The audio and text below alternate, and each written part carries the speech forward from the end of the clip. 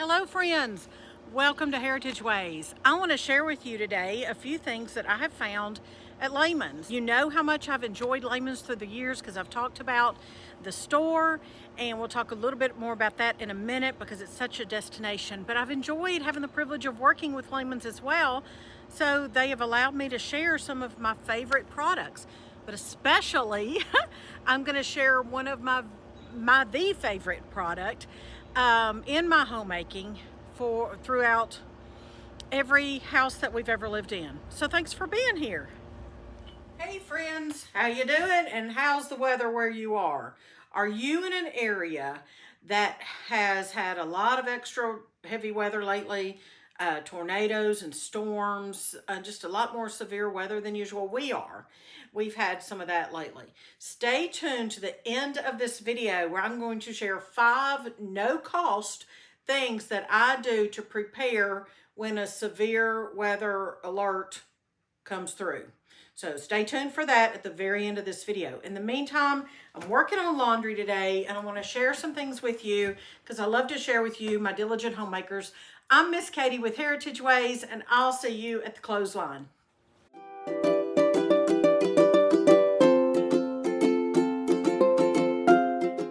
Well, I changed out of my house apron into my clothespin apron that I've made.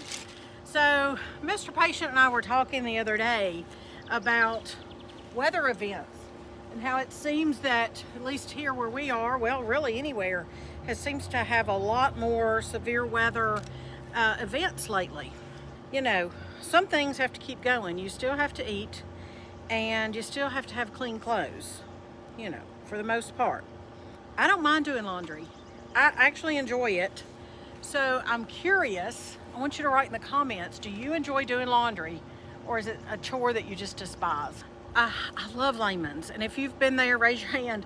I tell you what, it's a destination. It's just a wonderful store in Kidron, Ohio. They have an online store too at laymans.com. I'll drop that link down below so you can visit and see all the wonderful things they have.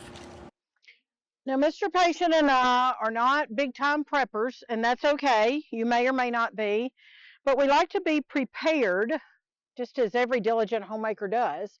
Like to be prepared in different circumstances. Say a guest comes that you're not expecting, a job loss, that's happened to us, a reduction in salary, or rising prices, or severe weather alerts. We just want to be prepared. In our last farmhouse, you might remember, because you might have been a friend of Heritage Ways back then at the beginning of our YouTube journey, but our washer and our dryer and our dishwasher all went on the fritz in one summer, and we couldn't afford to get all of them fixed or replaced at one time. We had to, spread out the expenses. So the kids and I decided that we would wash the old-fashioned way on our big expansive porch that we had at the time. So we used a wash tub and a washboard and a lot of elbow grease. A little bit after that, which is about 3 years ago, here in Ohio, in our home, where we are, there was a really bad storm, really bad. It was so bad in this area that it literally changed the landscape forever. So many big trees, or any size trees, were destroyed, and homes, buildings, just really did make such an impact. And we here in our village homestead were out of electricity for about 3 days. The surrounding area was out for 2 weeks or more, depending on where they lived. So I did laundry outside. And again, I did it with the wash tub and the washboard, and that's fine. But I've since then found a tool that I use when I need or want to, that I wish I'd had back then. It's called the Breathing Mobile Washer, and it's made after the idea of the one that our ancestors would use. And it agitates the laundry, the water and the laundry, and it helps move everything around a little bit better than you could probably do manually. And this one here at Layman's is called the Breathing Mobile Washer. It's, or you can just, an agitator is really what it is. And as I said, these things were used before the the invention of electric or gas powered washing machines. This lone sock doesn't have a mate, bless his heart. I don't know where his mate went. So make sure you stay tuned to the end of the video. Just a reminder, I'm going to share 5 things that I do that don't cost 1 penny to prepare when a severe weather alert is issued. This breathing agitator, I wish I'd had this thing when we full-time RV'd for 2 years. Can you imagine how much easier that would have been instead of washing in a tub and trying to figure that out outside in a little tub with my hands? This would have been great because it's so compact. Wish I'd known. For us. It's easy to assemble and it collapses for easy storage. And I love this cute little bag that you can put it in. It can be stored or even, taken on a camping trip or used on an RV. So this plunger is really easy to use. You're going to fill up your tub. That's probably enough water, but let me get just a few drops of the Castile soap. That's good, thank you. And we've got our laundry in here and our, I love this lavender scented Castile soap from Layman's. It already smells good, the lavender. And you're just going to plunge. And it is super easy, super easy.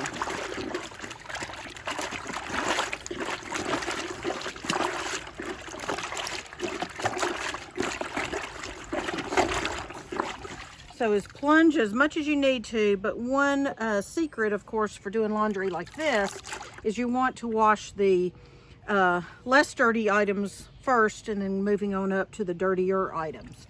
So we're just going to take our towels and put them over here in the next bucket, and we're going to put fresh water over there and use the agitator there as well.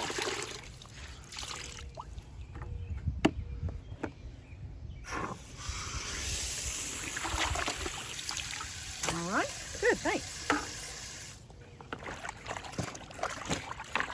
And then this just rinses the soap out of your laundry. This will be a great activity for your children or grandchildren to do outside, even if you don't absolutely have to, even if there's not an emergency.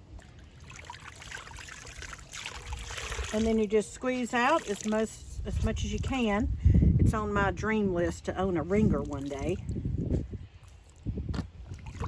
And then you're just going to head over to the clothesline after that. Or even electric dryer if you're doing this and you want to head over to the electric dryer.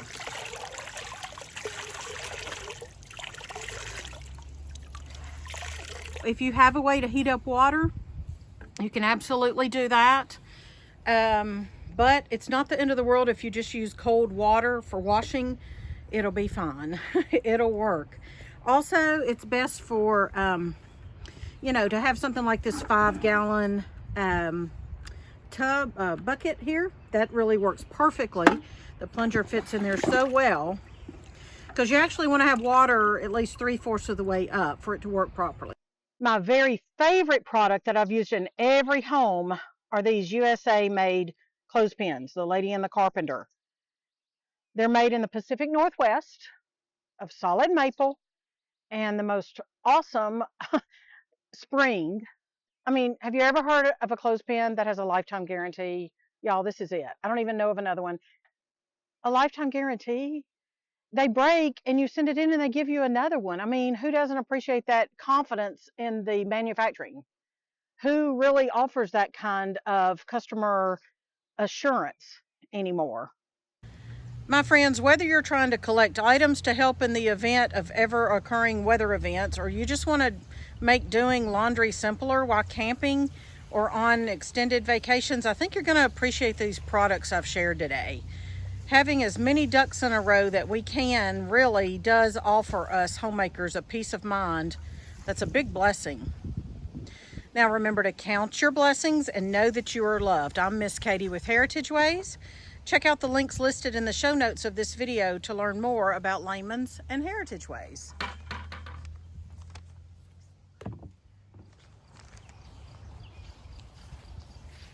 Now, here are the 5 things that I do to prepare when we receive a severe weather alert, especially snowstorms or something that we think could knock out our electricity in particular.